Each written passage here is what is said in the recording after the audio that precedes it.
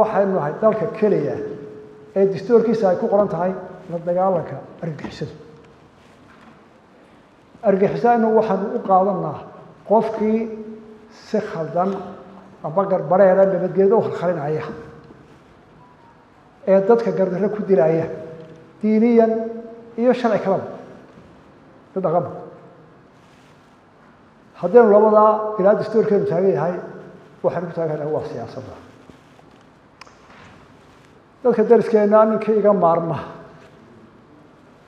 inaguna waa ka maarma. nin waliba dariska intuu ii baahan yahay intuu isagu ii baahan yahay ilagu maan u baahana ma jiro nin aan u baahanahay intuu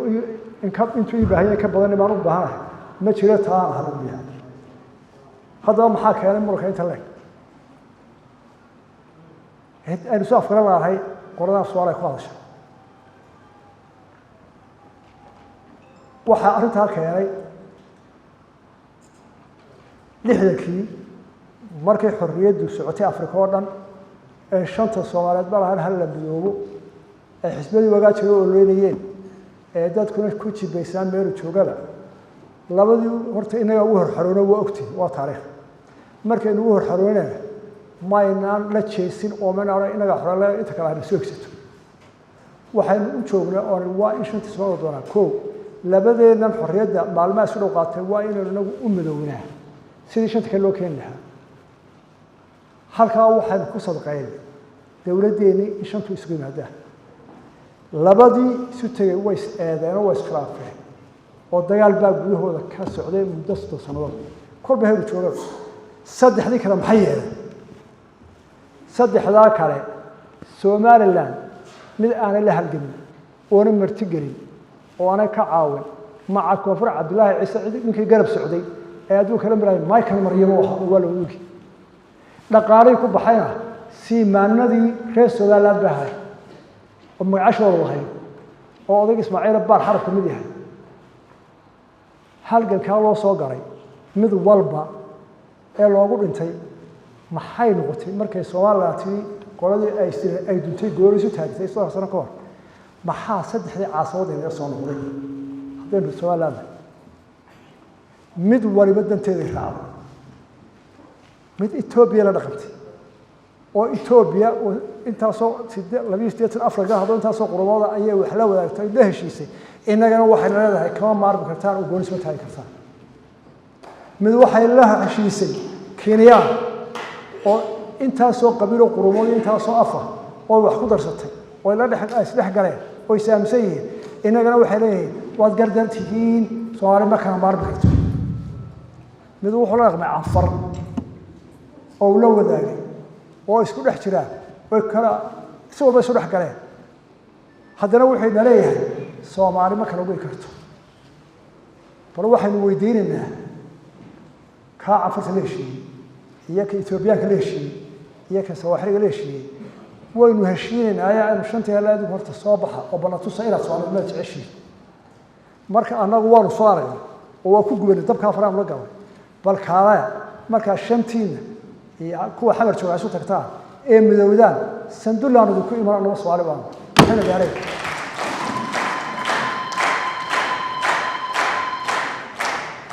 mar haddaan taasi jirin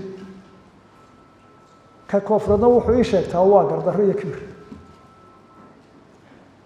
oo isu iman mayno koonfur iyo Soomaaliland dambe warigaan soo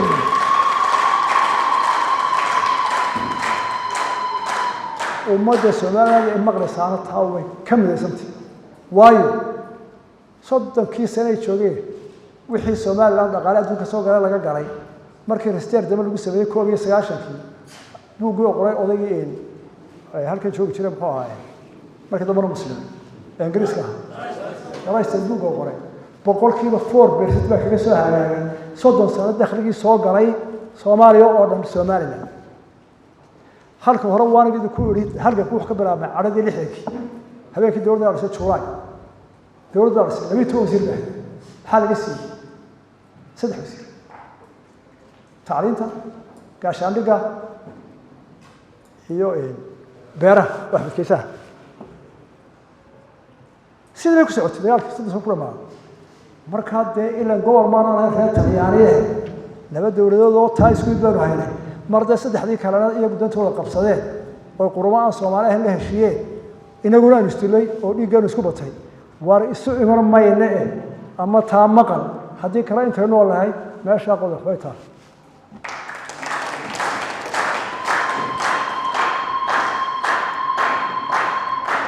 marka arrimaha dawladda horna amra ku dhaafo hawlo badan iyo dadaal badan ay dawladda u gashay in aqoonsiga la helo wala socotaa dawladaha Yurub iyo shay waxaan yiraahdaan Afrika wax ka soo bislaysta Afrikeen isugu tagnay xoog badan baynu saaray waa ogtiin waxa ku xigay Kenya Uhuru Kenyatta oo la mid oo inuu i'tiraafka Soomaaliya ogol yahay si weyn ugu diyaarahay isaga dawladda soo la shaqeey waa laga yaabaa waqtigiisa Soomaaliya ka joogaan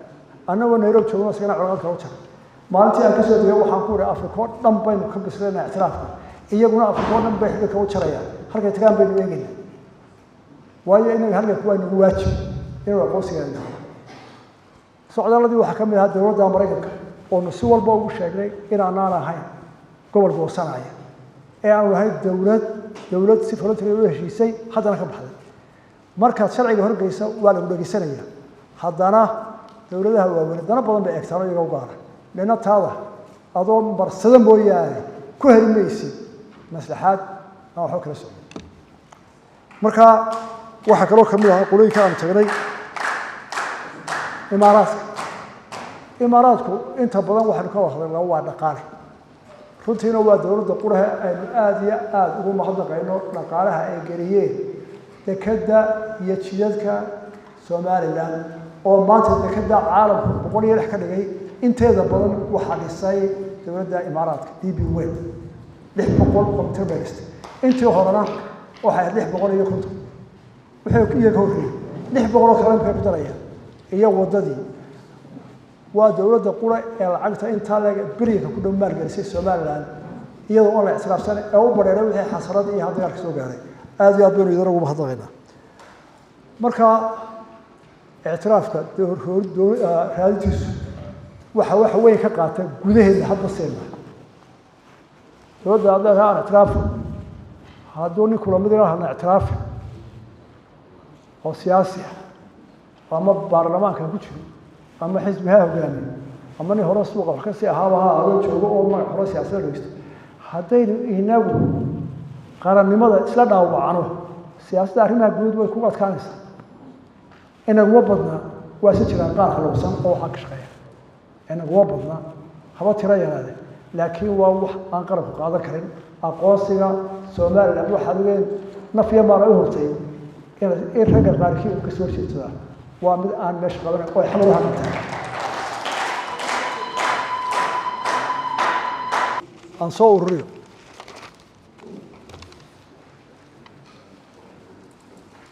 haddaba malaha maanta waxa badnayd dhaliil badan ma soo jeediyo oo u baahan inuu xalale malaha rag badan bay filayeen inaan faaro tanaan qabtay iyo cirkaas sooreeyaah ninka madaxda ma aha isagu kii faana imka waxa lagu yahay waa dawladaha qola inaan isku diinahay isku qahayn bay noo keenay dhowr wuxuu xagga islaamka iyo dhaqankeeda waa ku qaldan baa la doonayaa in la ilaalisiyo marka waxana waa qarada wax la yiraahdo waa ood faashiki baa waxa aad qoodaysa shaqada waxa qabta sheego maalin walba dadka ka dhaadhici borganda loo qabanayo horta shaqada madanta iyo dalaheeda inuu qabanayna mise ku faaniyo inay dhigeysto qofka mas'uulka ama gole joog ama garsoora haw ama ciidan haw ka dhimanaya mashoof ku iga qabta waxaan u qabanayo dalkaaga iyo naftaada u qabanaysa marka ku faan male qof weeru mas'uul wixii loo diray waa hawshay loo diray laakiin waxa soo bacday sheego idaacada u badso TV-ga sheeg tu kala lagu daray ومن سياسيين تيرا كده أدير أي صوب وضعنا ورمراه ما هيكسر هرت أدوق اسموتي تمر كده قفل كده صوبه تنقل كم هادس سياسيين قتلوا دورسه مركات ديدت كأني حوله هو حصامه أنا قفار من الناس كويت هيك قصامه أنا ورمت قبي سيئة هي سام صدق هذا اللي هو صبح حول قال واحد أكثر سير هو صبح وحرض هاي الشيء قرأ كل بدو كدي حبا كده يفمش يوحي كله marka hadii aan wax badan dusha wal maray aan soo ururin maanta wixii gabagabay noo nafa horta waxa aynu sheegnay waxaan ictiraaf ku helaynaa oo dhibaatooyinka ka baxayna waxa weeye inuu ictiraaf la aqoons waxa aynu buuqan oo dhan markaynu qarnimadeenu sugnaa inagoo isu dhan ayaynu wax qabsan karnaa rag iska celin karnaa maxaynu ku qabsan karnaa ilaahay dhaqaale weynaysi dad shiciboo wanaagsan oo xorriyadda iyo dalka difaaciisa rag iyo naf iyo maalba u horena weyn leedahay inteena liidariska ay doorteen ee siyaasadda ilaahay la hogaamiya waajibka inaan saarno waxa weeye inaguna inaynu si aan turxaan lahayn u tartanno oo qaranka waxu dhibaynin tii qarankana ka midaysnaano aynu wadar yeelano qodobkaasu maynu meel ku gaaraynaa gabagabada ama socdaa waa taa faqriga seenu kaga baxayna waxaynu kaga baxaynaa xoolahaynu haylaanu soo sheegnay in sidii ilaahay ugu talagalay ee diintu tidhi lacagta hakaysan ee waa inay wareegta sakada maxaa laynoo saaray maxaa sakada lagu qasbaya maxaa saqa lagu qasbaya waa in lacag dadka wada gaadho siday ku gaaraysaana ninkii lacagaya waa inu maalgelin mashaariic bilaabo ninka guri dhisaya hawl buu fuliy ee lacagteedu hayo guri ku dhisaya ama maalinta dhisaysa intaasaa u shaqaynaysa ka malayin hayana waa inuu maalinta mashruuciya looga geliyo ka siyaasigana waa inu sidaacada u hogaamiya oon isku dan ka dhexeeya taas aynu kaga baxayna adduunyaduna way soo martay waxaanu soo marray kuwa laga qaynlaya waa la soo maray oo dawlad inta iyadoo hurda ama ay taageerto noqotay qani dee lama hayo taariikhdana way sheegaysaa dhaqankeenna way ka mid tahay qurumaha laga qayliyey ee qaaqa wax kaga siiyey nin waliba mar buu qaadan jiray qaanse iyo leeb qorfa iyo mar bay seexan jireen qalanqal hoosteed ha yeeshee sheekhow qulub wada jirtaa timacda waad garanaysaa ha yeeshee sheekh هي قلوب وزرتها شيخ يا قرية شيخو واتم عادي وشني لحدك وحس بقى على ناس هذا كل قبيله هي رجل بقى قلت شوف هذا كمل ورجسنا هذا أول مرة كان هذا هي اعترافك حلو ويش أو اللي قصة ترتاح وإمك رجع الصواري قبل شوي قروشيو شيران كهرو gaanka dunida oo dhan jeeraan gaala baxo arlada goodi iyo goodi gaal iyo islaam jaro taydu wada gaadho bariga iyo galbeedkaba inaan laygu gacan qaado guray iyo islow iyo hurrow gabaygu waa beendhe goodlaysan maayo tashiga waa guddoonsaday waxba yaan indhaha laygu gubin gaabsi ma aqaan